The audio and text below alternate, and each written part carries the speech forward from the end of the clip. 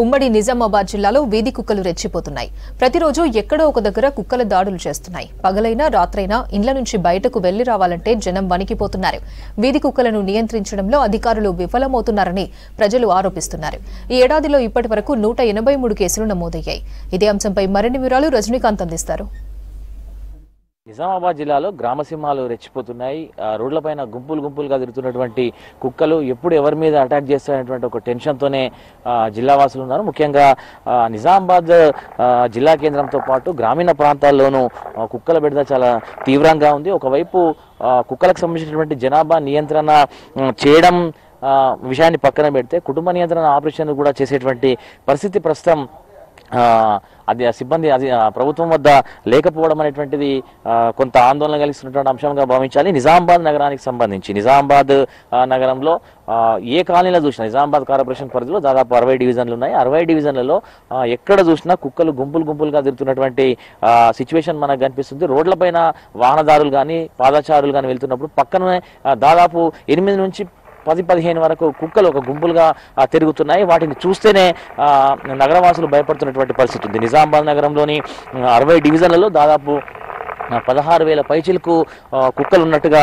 కుక్కల సంఖ్యను నమోదు చేసినట్టుగా అధికారులు చెప్తున్నారు. వాటి సంఖ్య పెరగకుండా గతంలో కుటుంబ నియంత్రణ ఆపరేషన్లు చేపట్టారు. అయితే గత కొంతకాలంగా కుటుంబ నియంత్రణ ఆపరేషన్లకు సంబంధించినటువంటి పనులు ఏవైతున్నాయో అవి ఎక్కడికక్కడ నిలిచిపోయినాయి. దానికి కారణం ఏంటంటే గతంలో 450 రూపాయల నుంచి 500 రూపాయల వరకు ఒక్కొక్క కుటుంబ నియంత్రణ ఆపరేషన్కు బడ్జెట్ అయ్యేది. కానీ ఇప్పుడున్నటువంటి పరిస్థితుల్లో దాదాపు ఒక్కో కుటుంబ నియంత్రణ ఆపరేషన్కి దాదాపు 1000 రూపాయలకు పైగా ఖర్చు అవుతుంది. దీంతో ఇంత భారాన్ని భరించలేనటువంటి కార్పొరేషన్ సిబ్బంది వీటిని పట్టుకుంటున్నారు.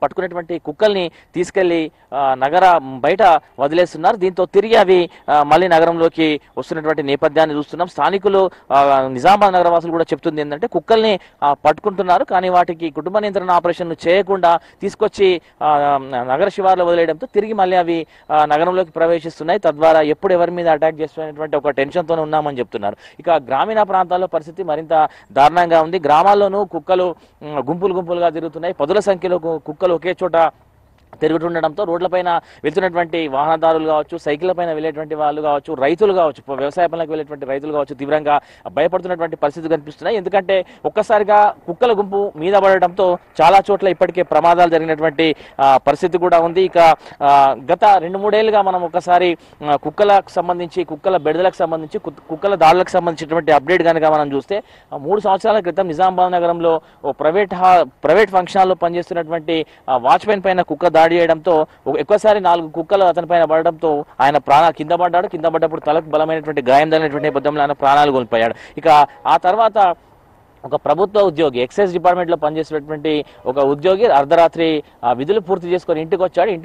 ఇంటికి వచ్చి గేట్ వద్ద గేట్ నాక్ చేస్తున్నటువంటి సమయంలో ఒకేసారిగా రోడ్డు పైనటువంటి కుక్కలు ఆయన పైన దాడి చేసినాయి. దీంతో కింద పడి తలకు బలమైనటువంటి గాయం తగలడంతో ఆయన అక్కడే ప్రాణాలు కోల్పోయాడు. ఇంట్లో ఉన్నటువంటి వ్యక్తులు తలుపులు తీసి బయట చూసేసరికి వచ్చినటువంటి ఉద్యోగి ప్రాణాలు కోల్పోయి కనిపించాడు. నిజామాబాద్ నగరంలో కుక్కల ఆపరేషన్ కు సంబంధించి కుటుంబ నియంత్రణ ఆపరేషన్ కు సంబంధించినటువంటి కేంద్రం ఉంది, కుక్కల నియంత్రణ కేంద్రం ఉంది. కానీ అక్కడ కూడా పూర్తి స్థాయిలో కుటుంబ నియంత్రణ ఆపరేషన్లు జరగట్లేదు. గతంలో 10ల సంఖ్యలో రోజు ఆపరేషన్లు జరిగేవి. కానీ ఆపరేషన్ కుటుంబ నియంత్రణ కుక్కలకు సంబంధించినటువంటి కుటుంబ నియంత్రణ ఆపరేషన్ యొక్క కాస్ట్ పెరగడంతో ఈ మధ్య కాలంలో దాదాపు 10 ఏళ్ల కాలంలో పూర్తిగా కుటుంబ నియంత్రణ ఆపరేషన్లు తగ్గిపోయినటువంటి పరిస్థితి కనిపిస్తుంది. దీనికి కారణం ఏంటంటే ఒక్కొక్క కుటుంబ నియంత్రణ ఆపరేషన్ కి 1000 రూపాయలు ఖర్చు అవడంతో అధికారులు కొంత మీనావేశాలు లెక్క పెడుతున్నారు. దీంతో కేవలం కుక్కల్ని పట్టుకొని నగరం బయట వదిలేస్తున్నారు. ఇక కుక్కలకు సంబంధించినటువంటి కేసుల్ని మనం గమనిస్తే 2016లో 96 కేసులు, అట్లాగే 2017లో 123 కేసులు, 2018లో 132 కేసులు,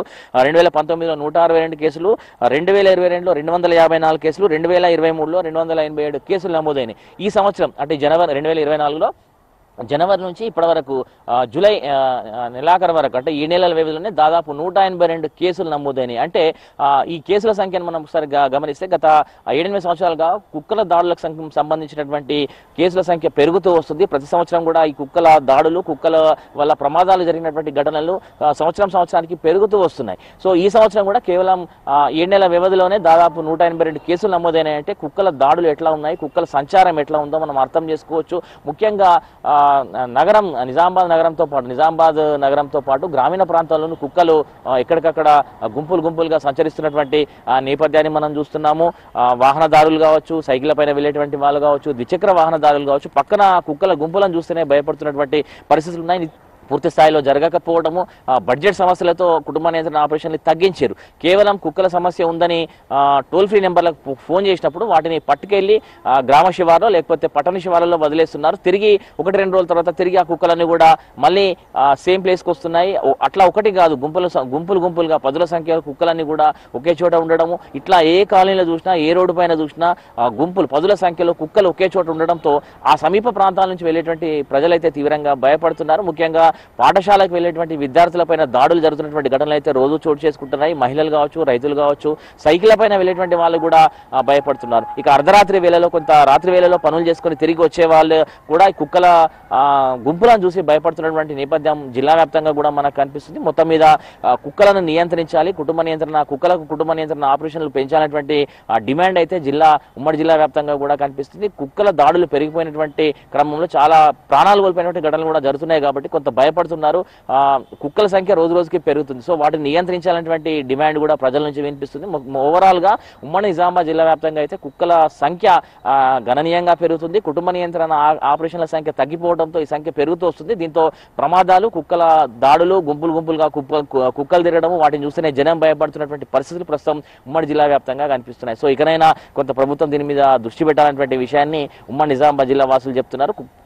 కుక్కల యొక్క సంఖ్యను నియంత్రించాలి, కుక్కలకు కుటుంబ నియంత్రణ ఆపరేషన్స్ కూడా పెంచాలన్నటువంటి డిమాండ్ అయితే ఉమ్మడి జిల్లా వ్యాప్తంగా మనకు వినిపిస్తుంది. ఇది ఓవరాల్ గా నిజామాబాద్ జిల్లాలో కుక్కల బెడదకు సంబంధించినటువంటి అప్డేట్. కెమెరా పర్సన్ రాజేష్ తో రజనీకాంత్, V6 న్యూస్, ఉమ్మడి నిజామాబాద్ జిల్లా.